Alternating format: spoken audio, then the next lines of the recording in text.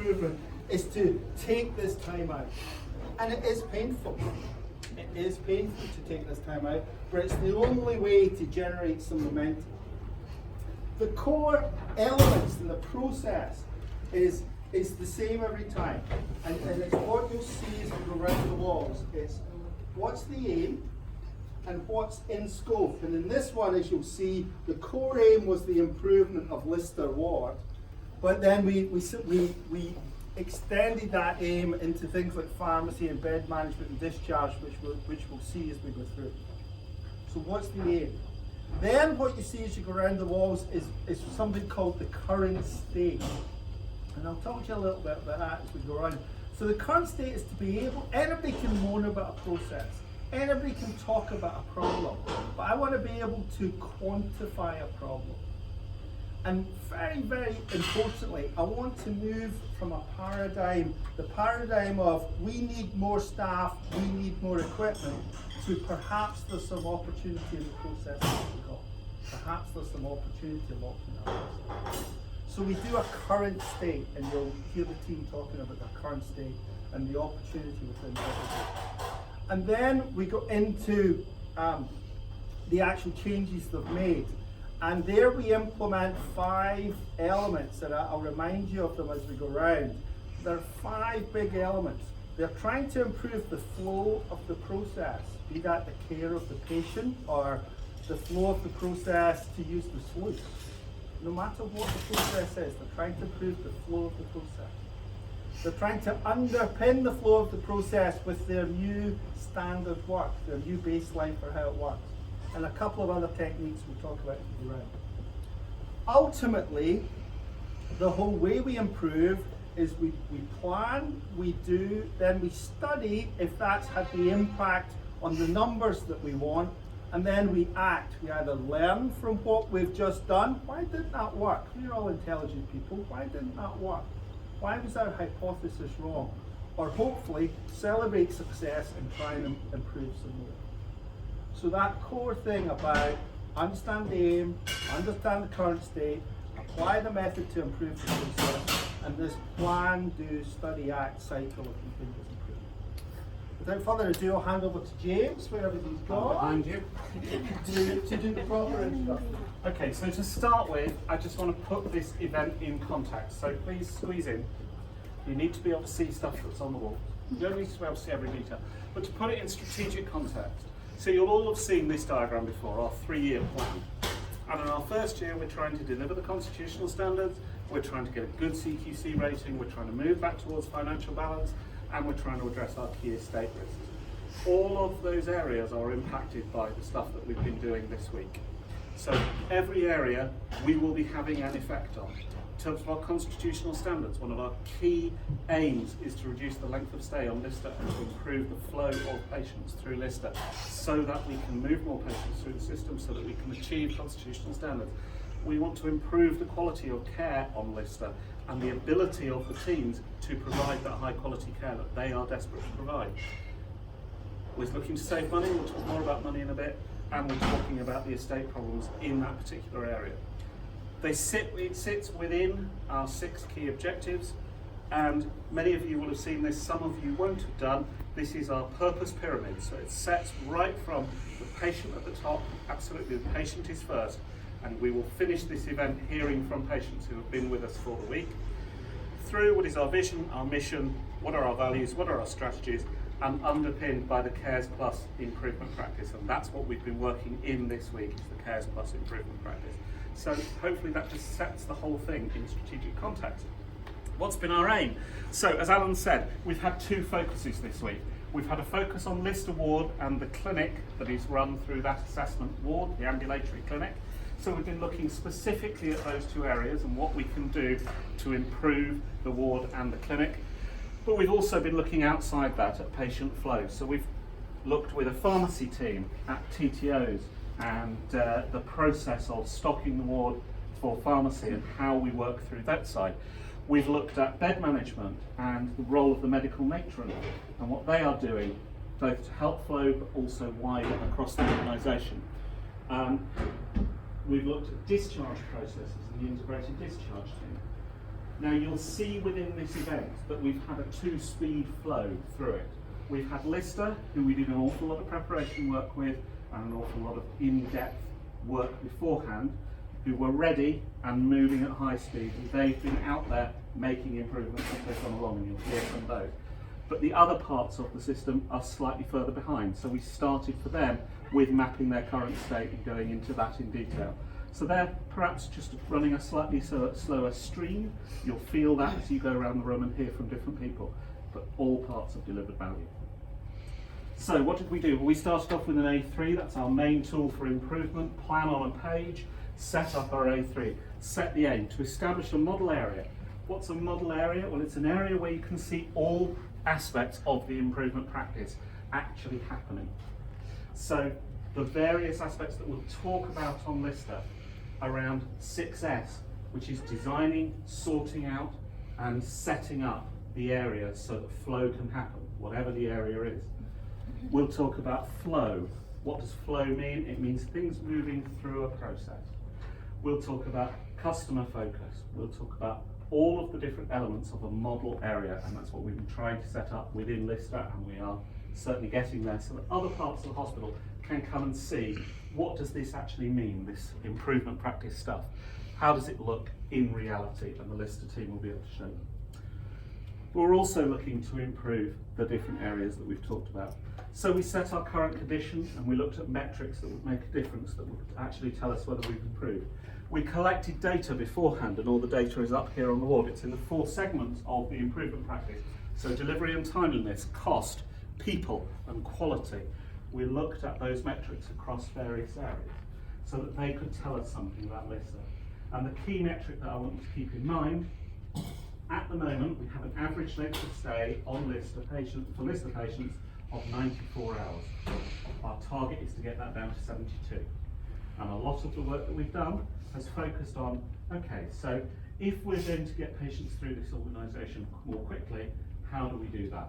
And with our key target aim of 72 hours. But we're interested in other aspects of the data as well. We started the week by talking to the team about what success looked like for them. And what you'll see right at the beginning, the very first person that spoke, and I honestly can't remember who it was now, it was a week ago, improving the patient experience. Safe care, good care, and safe and timely discharge. That was what the team are coming up with as the success criteria. The success criteria are all down here. Lots and lots about patients, lots and lots about communication, lots about safety. So that's really important. That's where the team's heads were when they started this. And one of our tests as a team leading this is, have we achieved this at the end? And hopefully as we go around you will hear that we have indeed got to a number of these things. The other thing that people said is they wanted actually practical things to do. They wanted to know that they could do something about this. It wasn't just a talking shop, it wasn't to design something that looks beautiful on paper and is never really going to happen, but it's actually possible to do it. So that's our test. Have we achieved that? At the end, you can tell me whether you think we have or not. And I'm going to hand you over now to talk about more detail in how we've mapped the current state and what that means to Debbie, who's the ward manager at Lister. Hi, I'm Deb. Move I down. haven't met before. You have to follow us around. Okay. So originally this map actually was done last year at Mount Vernon when we did a big lean event there, looking at the patient's frailty pathway from their front door all the way through the patient frailty services right back to their home. So we mapped the services that we had at the time, which was rapid access clinic and assessments area, and our inpatient, which does follow around the corner. From that, we re-reviewed this at the beginning of this week and looked at what's changed and what can we do that we had control of at ward level that we could make changes of now to help with flow through the unit, better communication, and try and get our discharges down from the 90 odd hours to 72. We also looked at the problems and the impacts that they cause. This is a handoff diagram to show you a day in the life of, and our spaghetti jet handoff for the rapid access clinic as well. So these are some of the areas that we looked at, that we took from that main pathway. Okay, so if you've never seen one of these maps before, let me try and help you through. So one of the things I introduced you with this idea about being able to, we want the staff, we want those in the process to what we call see the waste, to see the opportunity, because that's part of the culture change away from we need more people, we need more equipment, to perhaps there's something we can do. So that's why we do that. Also, as we do that, as we begin to quantify the process. So, just the first thing you might notice about this process is you'll see red dots and green dots. And red dots are the so-called non-value adding elements to the patient. The green dots are the value adding elements to the patient. So what's a green dot? It means it's something that physically changes me mentally or physically for the better, right? And a red dot might be waiting time. Waiting for TTAs is a classic example of a red dot. And as with most process, you can see that 95% of it is a red dot. So there's a lot of opportunity in this process. But just remember, I work for the NHS, and I'm a big red dot, right? Okay, I don't add any value to patients. So red dots and green dots, so that's the first insight. The second insight is the numbers. We want to be able to speak about the process with numbers. We want to be able to talk about the end-to-end performance of the process and be able to pick out those, in a land of a million problems, what are the top 5 things we could go for to improve this process. And that ties down to the numbers. As Deb said, if you follow this process round, you would see that roughly the total flow time for this process, it says here, is 10,000 minutes. 10,000 minutes is about, it's about 7 or 8 days is the way it works out on this process. The total touch time, so the amount of time we're actually with them, what value are we delivering, actually touching the patient within that, is about 8 to 10 hours. So it's taking us 16 days, or what was it, 78 days in order to deliver 78 hours of value, effectively. So there's opportunity within the process. The other things that Deb was talking about are these things, and you'll see these repeated. A spaghetti diagram is us walking around the ward. A handoff diagram is our interface, particularly at the handoffs on discharge or the handoffs at reception. So we're looking for the opportunity to improve. I'll hand you back to James, who'll talk about a couple of other maps. So I'm going to talk about the bed management side of the house. So for the first 2 days, it was great. We had Maureen, who's the medical matron, and we had one of the clinical site practitioners here with us, and they mapped their current processes. So this is medical matron's current process, and on the other side of the cabinet, you have the CSP process. What was really interesting looking at this mapping is that Maureen, 4 times a day, is updating the clinical site practitioners with what's the bed state for medicine. And on every one of them, the pink post-its are problems. And on every one of those updates, you've got one of these. The CSP already has the updates. So she gets to the CSP, she says, this is happening on Hayes or on Grange, and they say, yeah, we know. So we've got duplication of effort going on. And what Maureen's trying to do to improve flow through medicine, and what the CSPs are trying to do to improve flow through medicine, is colliding and repeating. So we've automatically got waste. Unfortunately, we were in a position that on Friday, on our 3rd day, we didn't have a clinical site practitioner, and we haven't had one since. So we haven't been able to move from this position to actually start to improve this. Maureen was pulled out because of bed pressures for 2 days, on Monday and Tuesday this week, and our frailty nurse was pulled out due to bed pressures on Monday and part of Tuesday. So actually, some of the people that could have made improvements around this haven't been here, which makes it a wasted opportunity, and that's frustrating from our point of view. But it's interesting to look at the 5 opportunities. So Maureen identified opportunities for improvement. Nerve centre gets updated. At the moment, she's doing lots and lots of walking around from ward to ward to ward. If nerve centre was updated, she wouldn't need to do that. She'd have it there on the electronic system. TTAs are written the day before discharge. We've looked at TTAs, and our pharmacy team will talk to us about TTOs in a minute. Transport, collect patients on time. We've had Chris here from Transport, and we've worked on one or two of the transport issues. Diagnostics, prioritise discharges, so that's another area that we could look at. And there's more collaborative working. When you come over this side and you look at the bed managers and you look at their issues, what do they say? They say 5 opportunities. Nerve centre is updated. Where have we heard that before? Golden patient is identified. TTOs, transport, equipment, etc. is all confirmed the day before. So actually the 2 different roles are seeing the same problems just from different angles. And there's real opportunity to improve here. So how do we find and release that opportunity if we can't even release them for 5 days to attend an event like this and to make real changes? I think it's a challenge for us as an organisation. But to move on from the bit that we've struggled with somewhat, to our wonderful friends in pharmacy. Hello, my name's Sadhna, I'm one of the rotational pharmacists here at Hillingdon. Over the course of 5 days, we've mapped out the predominant life cycle of a TTA and the different types of TTAs that pharmacy will come across. So for example, a normal TTA, a compliance aid TTA, and a control drug TTA, and the processes that take place in order to get that medication to the patient. Along with also the other things that a pharmacist on the ward may come across. So for example, medicines reconciliation, queries with regards to patients' medication, and along with non-formulary medications or information that the other members of team may need.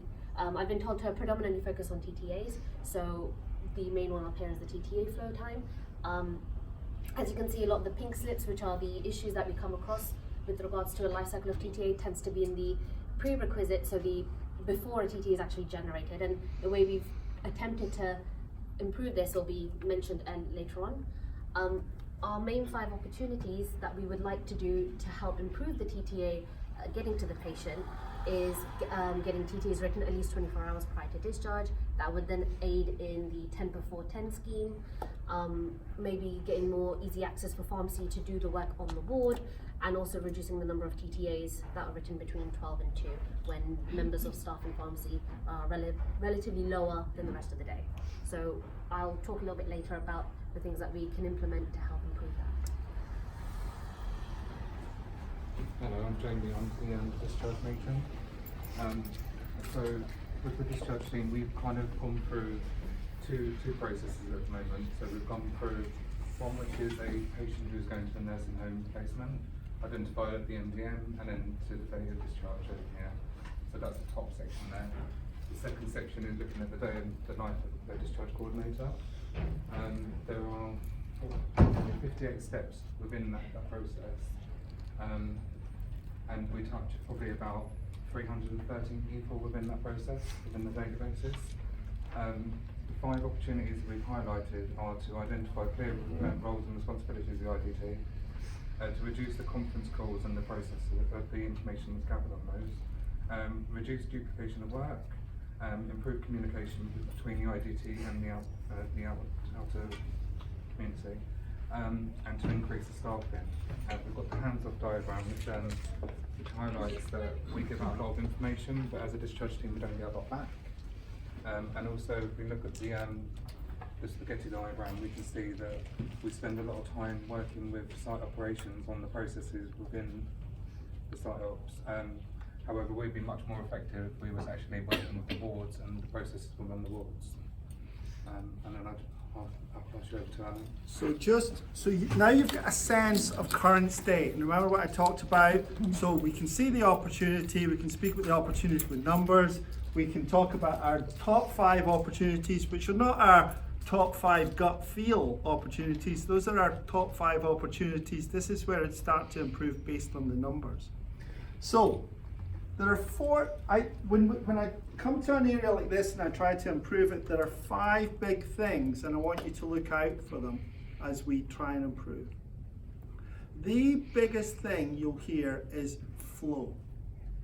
So there's a piece of work that Deb's going to talk to you about, is we're trying to look at the end-to-end flow through Lister. How do we deliver that end-to-end flow through Lister and reduce it from 94 hours to 72? And the team's completely redesigned that, how we control the flow through Lister. The second that you'll hear is the visual management. So I want to be able to walk into Lister and sort of say, oh, Mr. Martin's on track for 72 hours, Mrs. Smith isn't, Mr. Jones is. I want to be able to see that. I want to be able to walk into Lister and say, oh, safety's getting better, falls are reducing, oh, but staff morale's not. I want to be able to see it. I want to be able to walk into Lister, I want to be able to see, oh, we're trying to discharge 3 patients for today. So that's what I mean on visual management. You're going to see a bit of that. The next one that you're going to hear about is something called 6S. And 6S is all, as you'll see, is all about tidying up, it might perceive. But 40% of a nurse's time in the NHS is spent looking for stuff. So if the biggest problem in the NHS is capacity, then there's some capacity to be freed with just that aspect. And you'll also see that there's some money associated with some of that as well that we might have indicated with regard to how we control stock. So we're applying these basic principles to what would that look like in the wards. So you're going to see a mix. You're going to see a mix of ideas in the case of those teams that James talked about that were slightly further behind, and actually action in the case of Lister. I'll hand you back to Jen.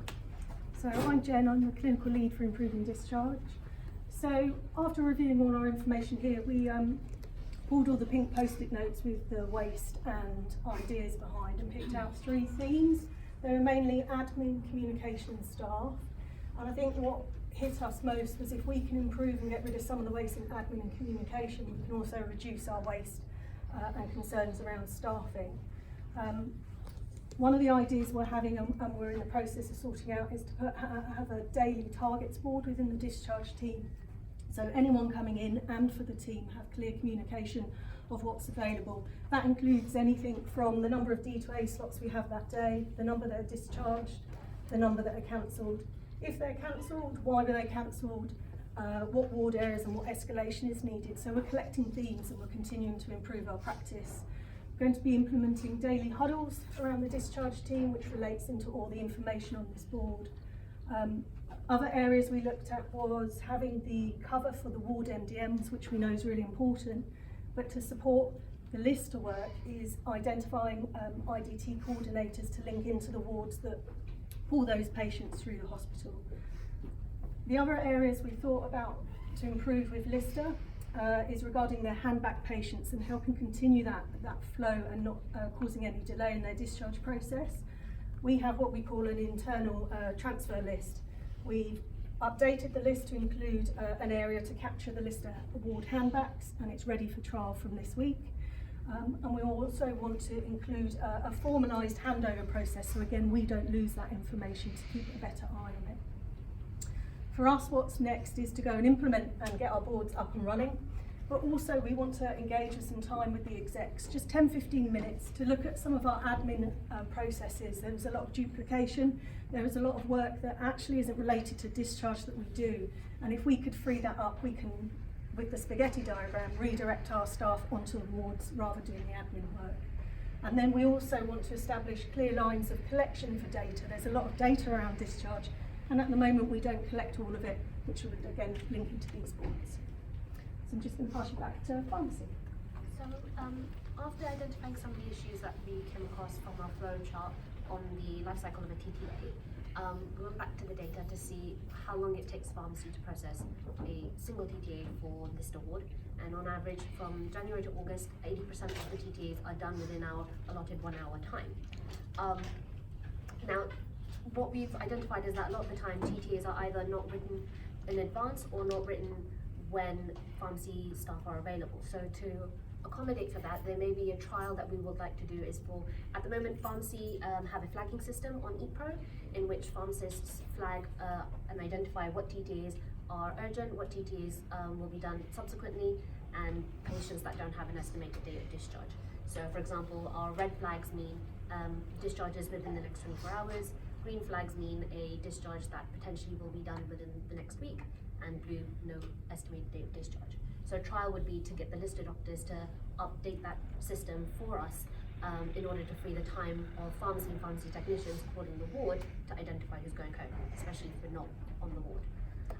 Along with that, we've also identified if the pharmacy technicians usually visit the ward first thing in the morning for Lister to look at the board that the other teams have generated, which is a potential discharge for the day. So our technicians would be able to look at that list and then be able to hand that over to the pharmacist. That will allow us to prioritize our time a little bit better and perhaps plan discharging on admission, so getting all the medications on the ward even before a TTA is generated. So that will hopefully reduce the amount of time waiting for drugs to come up on the ward.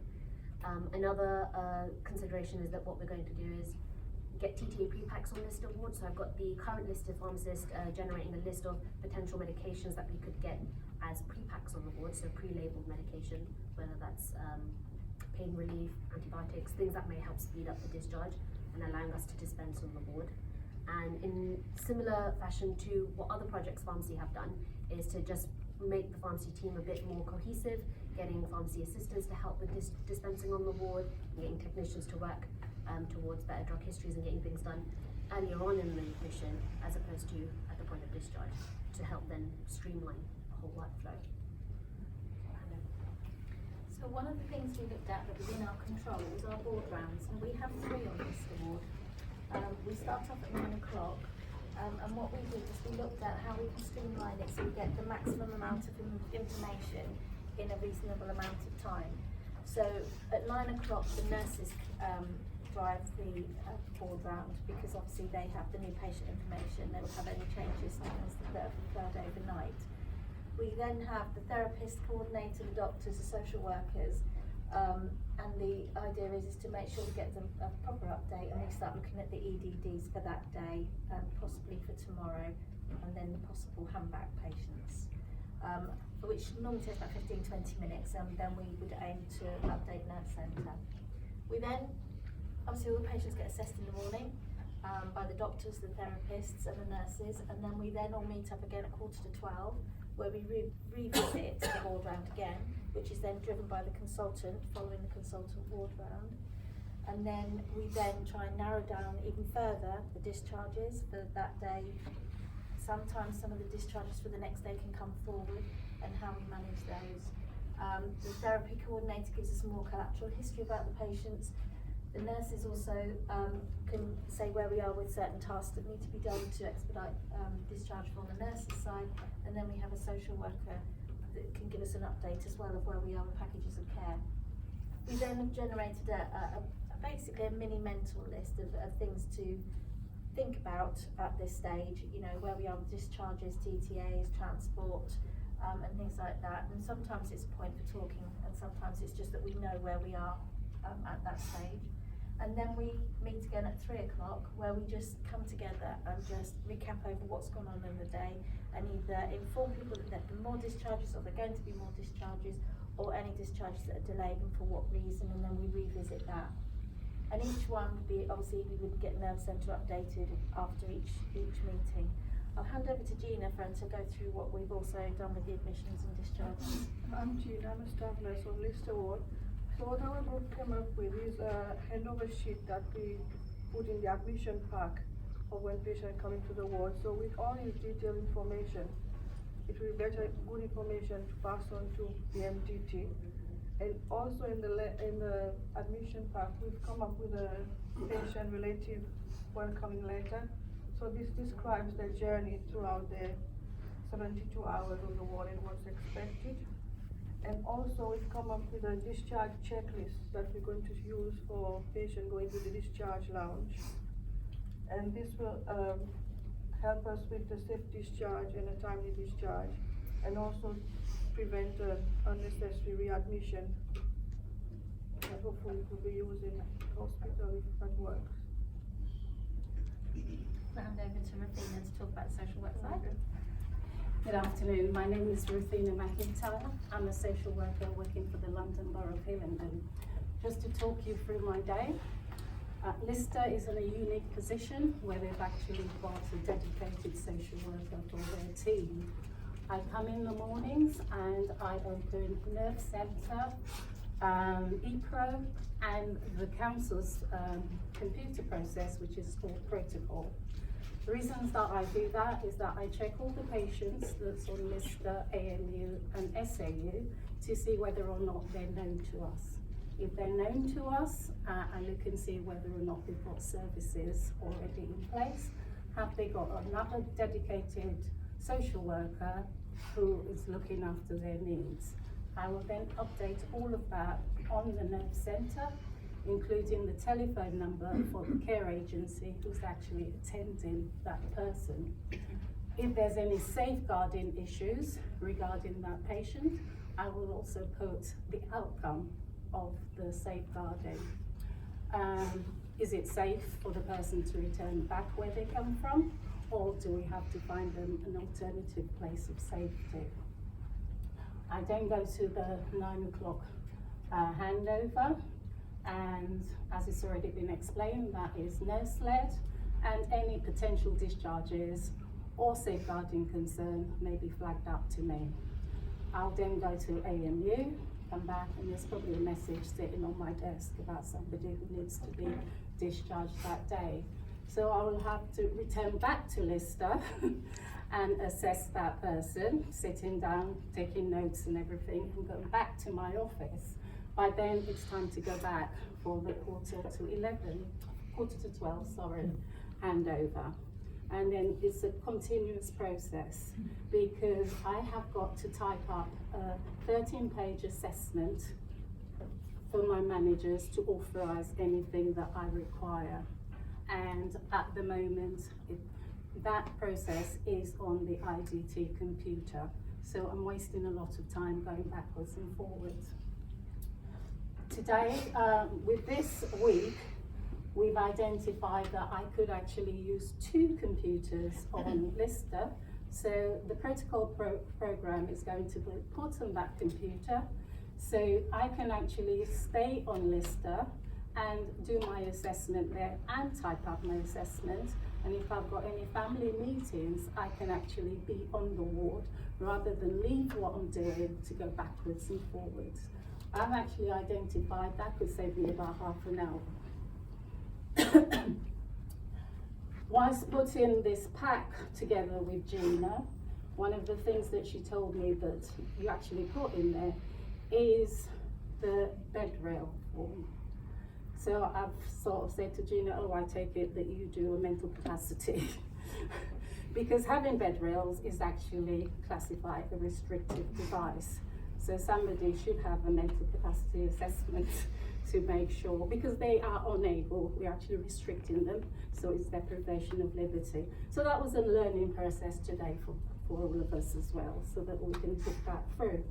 Also, this checklist that we've put together, that will go to the discharge lounge, and there's all the information there that's required.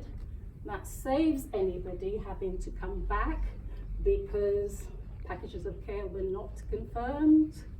We haven't got key safe number, so we're getting transport ringing back to say what's the key safe number, because the patient can't remember it because they're confused. And also save us doing safeguarding. So in effect, doing all this process is going to be beneficial to the patients, to the hospital and social care. So, just before we hand over to Danielle and Chris, you might go, 30 minutes is nothing. 30 minutes, let's imagine Rabina works for 220 days a year. And she does it, that's half an hour, so that's 110 man hours. So let's assume she works a 10-hour day, right? So that's what, 16 man days? So 16 man days of effort on that process alone, we employ somebody to walk backwards and forwards. What I want you to think strategically is you might have 4,000 people with a half-hour process. So don't think about it in those terms as well as the detailed terms. The other thing that I want to just take you back to before Chris is, so you've seen from pharmacy and you've seen from the ward new standard work. They've planned, they've designed that new planned standard work, they've trialled it a couple of times, So what we're now waiting for is, what's the impact? Is this going to have an impact? We're gathering data now to see if it so what's the impact is this having on our average of 94 hours per patient now? Is it going to hit 72? Is it going to be somewhere in the middle? We don't know yet, but clearly we think it's going to have a big impact. Chris, sorry to interrupt you. And Danielle, sorry. Ward sister at Lister. So our task was to basically 6S an area on the ward that sort of needed more to do. So we identified that the linen room was the main one that sort of was used a lot, had a lot more flow going to and fro through it. So the problems we identified was it was untidy, health and safety, fire risks, loads of overstocking, infection risks and contamination risks, which are all identified in the before pictures. And these are stuff that we've red zoned that is overstocked or equipment that actually isn't used or isn't needed in the area. What we've done from that is clean the area, prioritise the flow from what we're using. So at the front of the sluice we have prioritised and put the main items used, so that as you come into the sluice the main used items are there, so you're not having to spaghetti diagram sort of backwards and forwards. And then with your commodes at the back, with your pans and everything, so everything you use is next to each other to sort of help the flow of the ward and the sluice. We've also marked floors on the floors to identify where items should be.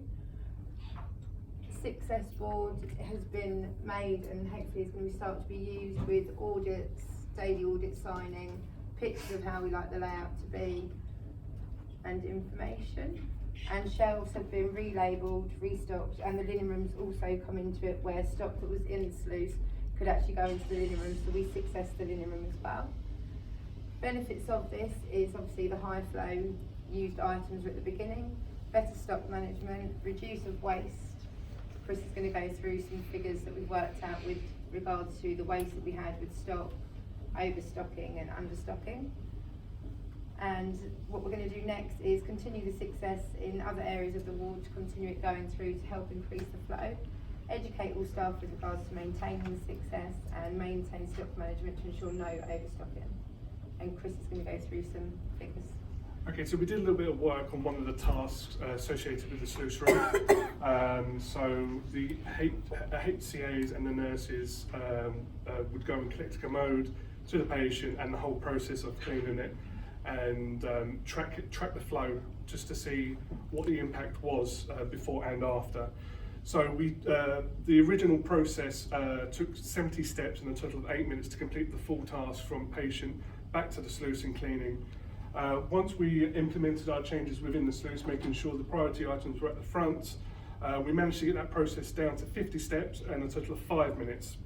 Now we can improve that even more by putting in a hand wash basin within the sluice, because at the moment the team have to wash their hands back on the ward, so there's a chance of cross-contamination coming back from the sluice out back onto the ward. So by putting a hand wash basin within the sluice, we could reduce that even further down to 4 minutes and 40 steps. So it's an idea to do.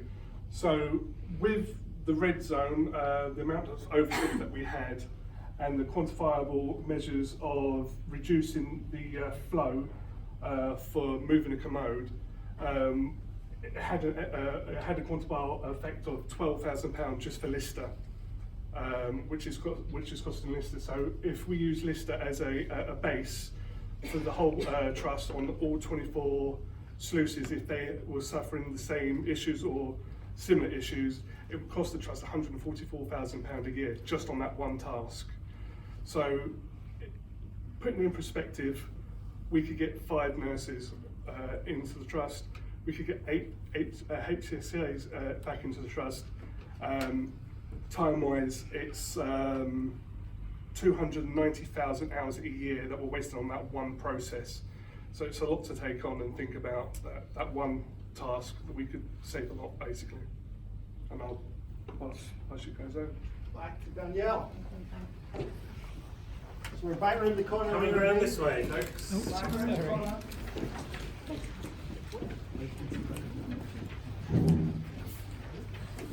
Looking at that wall. So we were given the task to first identify 7 different layouts of the ward to help with the flow, the successing, and just sort of the general improvement of the ward. So we came up with 7 ideas, and with those 7 ideas we then numbered them with regards to easy to do, cost-wise, better for patient, better for staff. And it actually came out that diagram 7 that we'd sort of put together was probably the best one, more effective for patients, costs. So then we tweaked it to come up with our final one, which is this one here. So on it, to make the staff and flow and obviously for patient safety and everything else, we've put in a nurse's stop in the female end, so that a nurse is always down the female end, so she can always watch the patients, reducing the risk of falls. We've also put a nurse's station, turned it round, so where our current one is, turning it round to make it safer for the nurses, more confidential, and put in a scanner and a copier behind, because when the scanner and copier that we have to use is actually down in the elderly day hospital, so it saves time, and many people use it. You've got Matt in OT office that uses it, you've got Shindu, our ward clerk, doctors, so it's saving time and going again back to the spaghetti diagrams. We talked about slightly tweaking the reception waiting room so that it's actually a reception room as well as a waiting room, so that we would make the slide door, the bits between Shindu's office and the waiting room, a barn door, so that it's fixed at the bottom, and then we can just have during clinic hours it opens so that it actually functions as 2.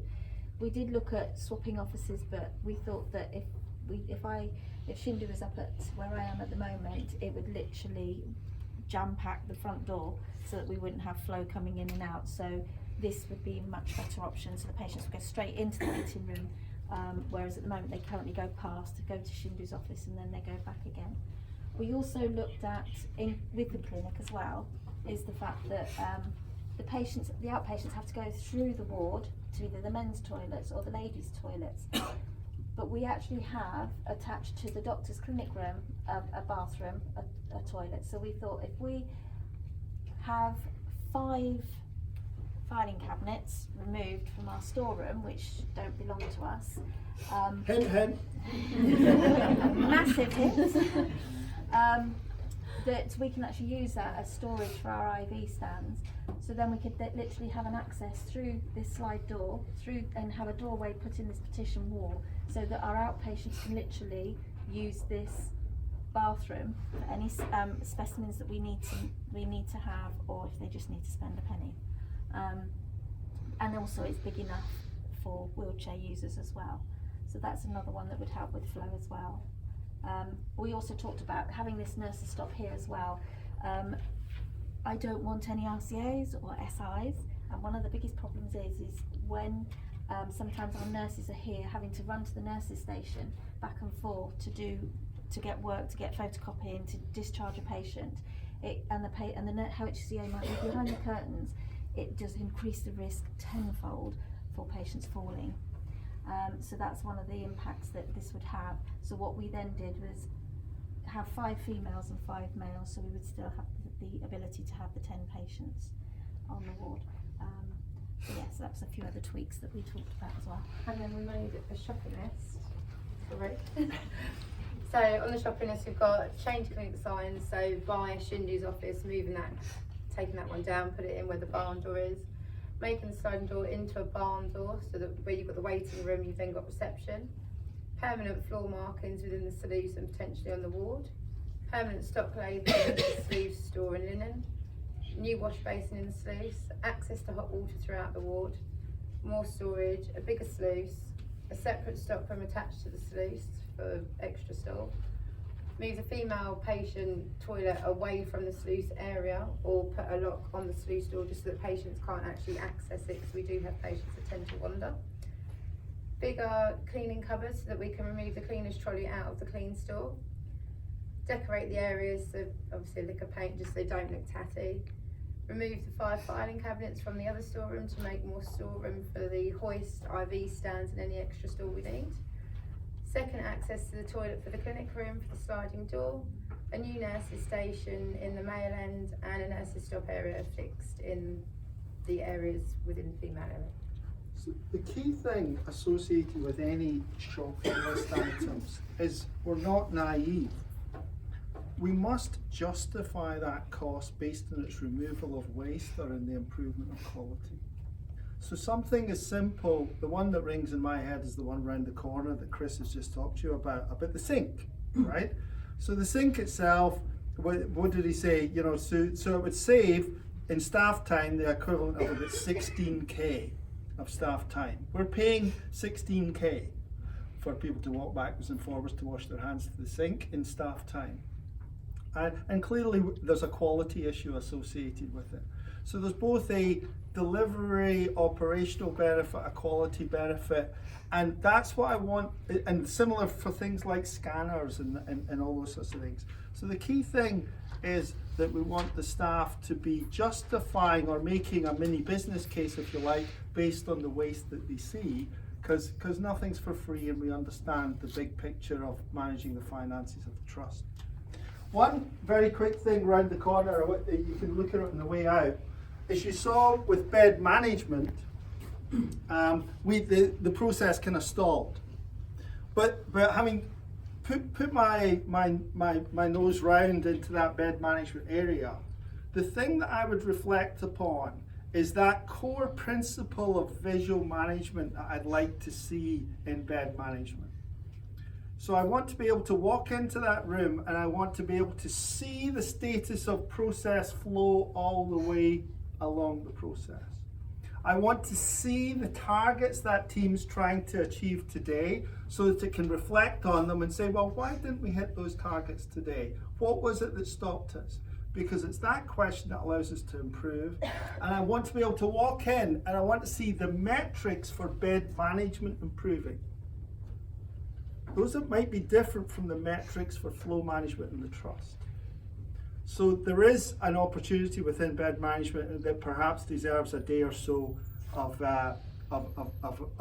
deeper dive that we weren't able to do this week. However, back to what we have been able to do this week, I'll hand you back to the team who's going to talk about the visual management on Lister Ward. Hi, I'm Sophie. I'm one of the occupational therapists down on Lister. So visual management, it wasn't a thing on Lister until we started the process this week. So to come up with what we wanted to do, we used the current state that we started last year and came up with some problems of what we wanted to focus on. So down on Lister, we didn't have any visual process for the patient journey, so you couldn't see when the patient was on day 1, day 3 or any extra days. We focused quite a lot on targets and improvement as a team, but we didn't have anywhere for that to be seen visually, or for people who come down to the ward. We didn't have anywhere for people to come and see what we were doing as a team, and we didn't have any standard work around the boards that we have. So you can't really see, there's quite a lot of you, I don't know if you want to come down. So we started an improvement board which looked at all of our metrics, so at quality, delivery, cost and the human. We started from scratch because again we hadn't done any of this before, so we've got quite a few different ideas. And then these are the ones that we came up with in our standard work. So when you come down to the ward, you can see what we're focusing on.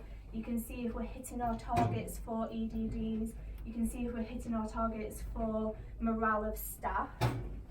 Then we created another 2 target boards. So one around PJ paralysis, because that's quite a big thing that we're focusing on as a trust.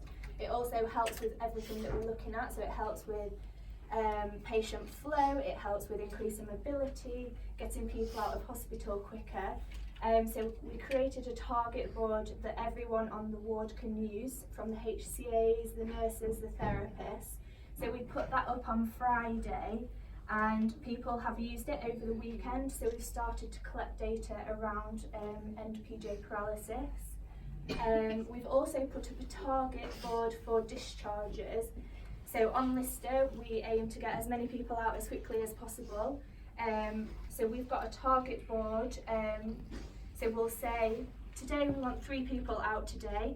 If we don't get those 3 people out today, what are the reasons why? So we've got a problem list of what we can work towards to see the reasons why we're not getting people out. And included in that is also updating Nerve Centre, which is a big thing for flow and for everyone to know what's going on. We've created an ideas board for the whole staff. because we want improvement to be for everybody, not just people who've been here today, for everyone on the ward. So this is an ideas board that we will look at in team meetings, in the operational group meetings, to see what we can implement. And then another big piece of work that we've done is our MDT board, so our process control board. So when anyone comes down to Lister, they'll know where the patients are at in their journey, what needs to be done. It's a whole MDT process, so we were quite lucky. Our team had doctors, myself as a therapist, we included Debbie in a lot of our conversations. So as you can see, to start with, it was quite busy. Like if you came down, you probably wouldn't really have a clue what's going on. And this is the one that we came up with. And as you can see, it's starting to be used. It's not being used at every board round, but we're hoping that training people will get everyone using it so everyone knows what's going on with the patients. And I'll hand you over to Holly. I'm Holly. Hi, I'm the inpatient physio and OT manager. And being part of this process was really fantastic at the visual management, because one of the big aims for the whole week really is to improve the communication. And so we, being part of visual management was very much about setting the ward up so that we had clear visual plan for the patient journey, so that we could meet, reducing our length of stay from 94 to 72 hours. So that was really key. So I think when you look at the boards on the wards, you'll be able to see anybody walking on that doesn't work on there would hopefully be able to see what is going on at any given point in the patient journey. And it'd be quite useful if anybody does visit the ward to actually, with the idea board that Sophie mentioned, for people to write a little note down, because those will be collected. And that's part of us making this constant sort of improvement of getting it right and getting it better. So Sophie already touched on a lot of the benefits, obviously the NPJ paralysis, increasing patients' mood, mobility, confidence, nutrition, that's going to be key. And I'm really hopeful as a therapy manager that we can, work on this. I'll be working with a therapy team to see how we can, get this working on Lister, and then see, how can we roll this out on the other wards as well. And just looking at better team working, I think there was a lot of fantastic team working. We did, again, being part of visual management was getting the different groups of the MDT together and talking about what would work best. We have only a small shopping list. We need some proper magnets for the whiteboard, some black tape and some mini sort of magnets. And there may be other things that we add to that. So maybe a few more displays, boards, so that we can put in things like John's story, if anybody has saw on Grange Ward. That was a brilliant PJ paralysis, and the team and I will be looking at finding a Lister patient that we can make our own patient on that ward. And then sort of what next? So we want to trial the target boards. We need to train staff. We're only at the beginning of these stages. We need to collect data and analyze. I think we were very fortunate in that the doctor that was in our team was a whiz on the electronics and IT bit of things. And so a lot of our tally charts, and they worked really, because it worked over the weekend, you can just see how the way he designed it. It probably needs some modification, but I think that they'll go a long way, and we can continue to improve those. We need to trial the QI board. And work with Debbie in establishing, how are those meetings going to run, get some standard work around that, and maybe having about 5 questions that every week we look at the QI board and we ask the different questions of the team. And we need to start the staff morale survey, so that's something yet to do. So that's pretty much it in a nutshell. CJ, last but not least. Hi, my name is CJ. I'm one of the HCAs that work in clinic on this ward. We looked at the 3 pathways for patients coming into clinic, from new follow-up on the ward or follow-up. We saw that our yield was really great and the management team was really supportive. So we went for the patient-centered. We looked at the environment and also the flow for the patient throughout the clinic. Over the week, we've been putting on the shoes of the patient and actually walking through the steps that they would take, whether they have poor mobility or not, and see how we can reduce that and give them a better environment for their stay throughout the clinic. We created a new welcoming board in the waiting room / Shindu's office, which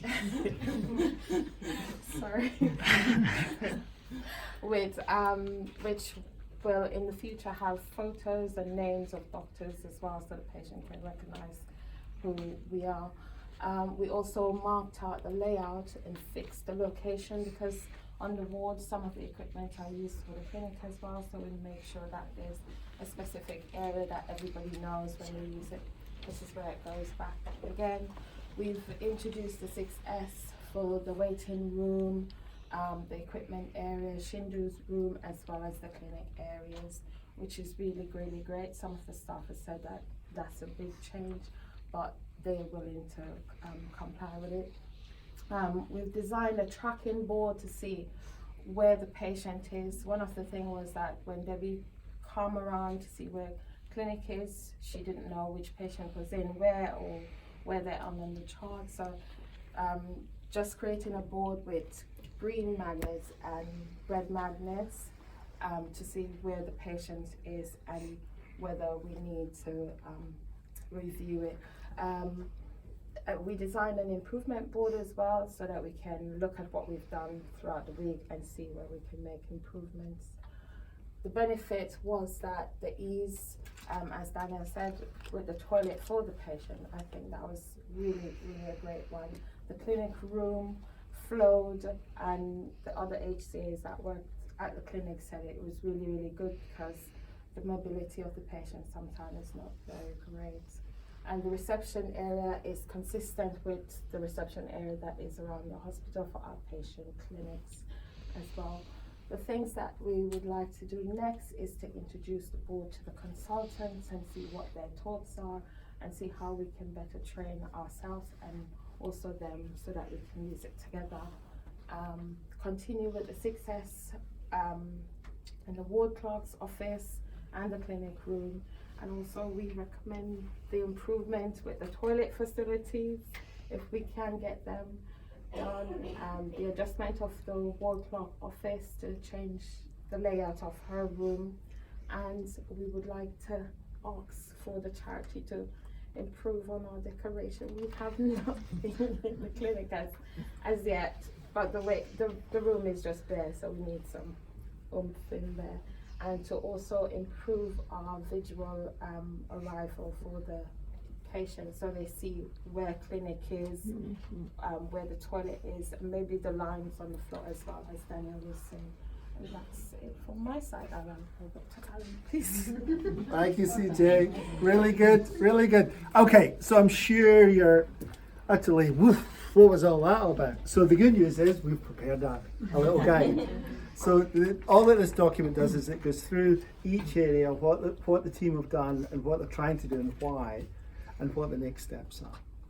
Now the key point is those next steps. The biggest single mistake would be, great Deb, it was nice to work with you, goodbye, and hand it over to Deb. This is a strategic activity this week. Deb and all, we need to make this work and make it work here, because if it works here and we not only deliver the improvements we've talked about and the visual management and all the behaviors we've talked about, then suddenly we'll get people going, oh, can we do that, can we copy that, and we've got a snowball. And that snowball is going to do one of two things. That snowball is either going to roll down the hill and get bigger, and which is what we want, both culturally and performance-wise, or it's going to melt, right? Because we don't help Deb. And my serious reflection is that as a minimum, we need an exec once a week reviewing how we're getting on with all this after action for 1 hour. I want one exec for 1 hour. And if you want to move discharge, that's another hour of an exec. And if you want to move pharmacy, that's it. You get the idea. Yeah, I'm asking for an hour of your, at least I would ask for an hour of your time of Deb's work to support Deb in this, because it's strategically important in my opinion. James. Okay, so just some final thoughts from me. First of all is that point of ownership. There's a really key point of ownership around this. First of all, for the very senior leaders in the organisation, the ownership of this, it needs to be ours as a trust. These people have worked really hard this week, they've come up with all sorts of ideas, but they're going to come up against all sorts of blockages. and they need support from the very senior management within the organisation to ensure that we unblock those areas and that people own the change and demonstrate that ownership to the staff who have worked all of this out. But the second piece is a key plank of the improvement practice, that the people who do the job are the people who know how to do the job best. So what you can't do as senior managers is to walk in and say, that's really good, but I've got another idea, and why don't you do my thing? Because what you're then doing is destroying the work that they've already done to really understand. That means that on occasions you're going to have to let them make mistakes, folks. You're going to have to let them fail and pick up the pieces and help them to learn from it, because by failing we learn, and we learn how to improve. So ownership is absolutely key. The other thing is support to middle managers. This is going to be really tough for the middle managers in those areas, because we've all been trained as senior people in the NHS. We've been trained for years in command and control. What do? If something's a problem, you escalate it. And as a senior manager, you take that escalation, and if you can't solve it, you escalate it again. We make the decisions, we take the power. And actually, we're going to have to let go of some of that and allow people to do that. And we've seen that this week amongst some of the middle managers, actually having to reset their minds to, yeah, I can let my team do this. My team do know what they're doing, I do trust them. But because we've been trained for so long in command and control, it's really difficult. So be aware of that. Be aware of the need to relinquish some of the power, but make sure you take the ownership and support these people. They've done a tremendous work this week. I want to thank every single one of them. I also want to thank Alan and Andy and Elaine and Anne, who have all been here from the national team for different pieces, and they've done something really good as well. But remember, back at the beginning, I talked to you about the purpose pyramid. And right at the top of the purpose pyramid is the patient. And we've had 2 patients here all week who have done a tremendous job. They've been meeting with the teams, they've been giving patient input to actually what does this feel like from a patient point of view. We can look at it from a staff point of view and a professional point of view and think, oh, we should do that. But actually the input from our patients, and we're going to hear to finish this report out, we're going to hear from John and from Jan, who have been our patients here, who we are terribly grateful to and who have done a tremendous job representing the patient. And I think it's John first. Thanks, sir. Good afternoon, my name's John Rogers. I'm a retired engineer, many hats. I also volunteer in this hospital and I do Place Life, Place National. So we've seen many things, especially this week. And the things that we'd like to see with the patient representative input is to interpret the patient experience in the programme. Does the patient realise, or do they have to realise, that there is any improvement in their care? But what the patient should see is the staff working more efficiently and the changes that should happen. The staff working a lot more happily. The staff already walk around with a smile on their face, even when they're really up against it. But it helps it to do it more. Better communications involving within the ward, involving the patient and the family. Let's not forget the family. Efficient discharge and planning. 72 hours is what Mr. is looking for. Without everything they've done, that won't happen. From the patient point of view, as I walk through that ward, it also gives you a safer environment to work in and to aid mobility for patients to walk around. For them to walk around so you can get them out quicker. At the moment, we have equipment through all the corridors. It's like driving through a Formula 1 chicane. And I think this is where these 5 and 6 S's make a big difference. From that, as a patient, coming as an end user coming to this hospital. I'd like to proceed forward with this trust management. Must embrace these programs. It's very, very important. From my engineering background, I've seen these in place and they work. To implement them is always a cost. Nobody likes the cost, but unfortunately there is a cost. But also, as people perceive, the NHS always want more money. We need more money. But you can create money from within, from the savings from these programs. It works.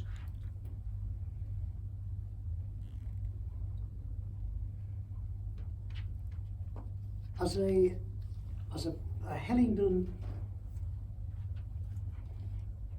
somebody that lives in Hillingdon, with a very close vicinity with this hospital, I really, really would like to see the management and support the staff for what has been started here. Support them in any way they can, whether it's cost, their time, they just need to give a little time. But it means a lot to the people down on the working grassroots. So from that, I'd like to say one thing and just one thing only. I do place light and I see things and I write things down on a continuous basis. And I come back and I see the same things there. And I come back again and I see the same things there. And you talk about the sluice, but look at the savings that you can have that's been proved to you. So why are we on Place Light and Place National coming back and seeing the same things? You can see the savings, management, work hard as these guys do, put it into progress. Thank you. I'd like to hand over to Jan now, who will give you perspective of patients. Okay, fairly briefly, I'm Jan Sutton here, as John has said, as a patient representative. Really, I'd just like to try and summarise what we think we've learnt and how we would like to encourage you to engage with us and other patients so that you can have a wide range of people who have an interest in what's going on in this trust and can be encouraged to participate in events such as this and others where you would find it helpful to have the perspective of patients who are experiencing the kind of care that you are offering to them. Some will be able to do that historically and tell you, yes, it's much better. Some will be able to just say, yes, that was really good. We knew what was happening to us. So the first thing really is for the trust, hopefully in our feedback, we'll be able to work through a system so that they will be able to choose representatives from a whole wide range of things. And we'll discuss the ideas that we've had and developed in the groups as to whether these should be people who are experienced in NHS work but who no longer work in the NHS, or not experienced, and a whole range of pools of people that we may be able to encourage to come in, how we engage them, how we keep them up to speed with what's going on in the trust, so that you have an active patient feedback network. There were some things that we felt we needed a little bit of help on, but again, we will discuss that with the appropriate managers and hopefully have the support of other people.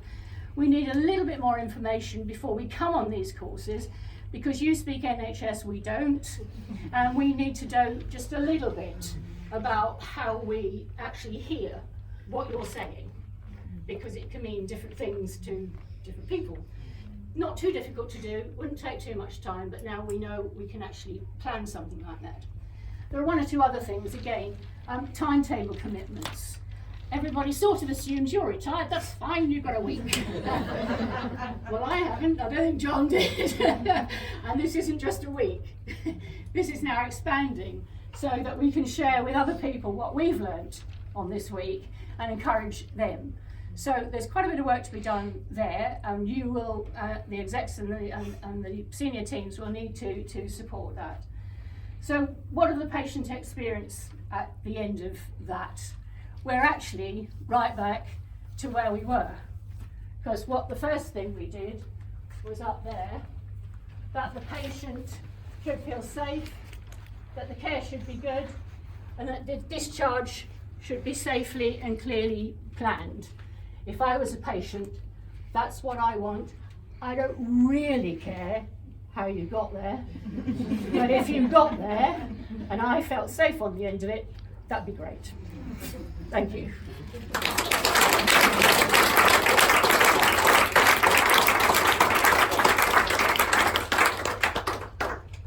Thank you, everybody. I think the traditional thing is to say any questions, but actually it probably makes more sense if you've got questions to talk to the team. They've presented it, they're the ones who have done the work, so please do wander around. Sarah has very kindly presented us with some chocolate, so there's chocolate on the table. If you want some chocolate, please grab a chocolate. Wander around, talk to the team, look at the detail, find out about what they've actually said. Thank you all. Thank you for your time.